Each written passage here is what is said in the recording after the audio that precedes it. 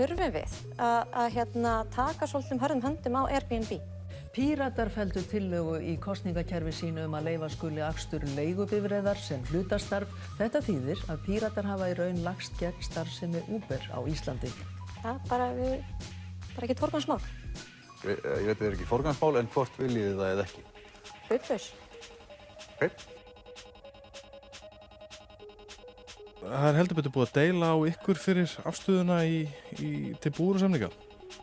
Já, það alveg, ég get alveg skilið það í retrospekt. Það hefði verið mjög gott ef að maður hefði fengið einhverja skýrari leiðbeiningar um það hvað fólk vildi fyrirfram.